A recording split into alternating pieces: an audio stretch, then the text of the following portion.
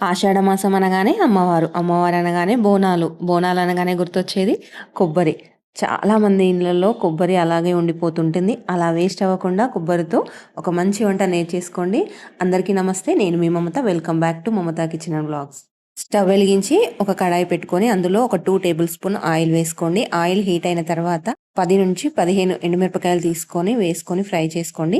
అవి లైట్గా ఫ్రై అయిన తర్వాత కొబ్బరిని చిన్న పీసెస్గా కట్ చేసుకొని మంచిగా వాటర్లో కడిగి ఇందులో వేసుకోండి. తడి లేకుండా తుడుచుకున్న తర్వాత వేసుకొని ఇవి కలుపుతూ ఫ్రై చేసుకోండి.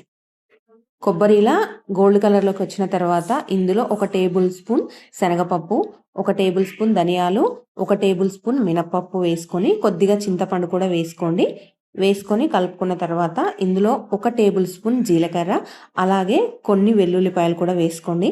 ఇది పచ్చిమిర్చితో కూడా చేసుకోవచ్చు, టేస్ట్ బాగుంటుంది. కానీ ఈ సీజన్లో ఎండుమిర్చి, వెల్లుల్లి ఇవన్నీ యాడ్ చేసుకుంటే హెల్త్కి కూడా చాలా మంచిది. ఇవి టోటల్గా ఫ్రై అయిపోయిన తర్వాత స్టవ్ ఆఫ్ చేసుకొని ఇది మొత్తం చల్లారిన తర్వాత మిక్సీ జార్లో వేసి కొంచెం బరకగా మిక్సీ పట్టుకోండి. పేస్ట్లా చేస్తే బాగుండదు, కొంచెం కచ్చాపచ్చాగా ఉంటే తినేటప్పుడు టేస్ట్ బాగుంటుంది. ఇలా మిక్సీ పట్టుకొని ఇందులో రుచికి సరిపడినంత సాల్ట్ వేసి మళ్ళీ ఒకసారి మిక్సీ పట్టుకోండి. ఎంతో టేస్టీగా ఉండే కొబ్బరి చట్నీ రెడీ.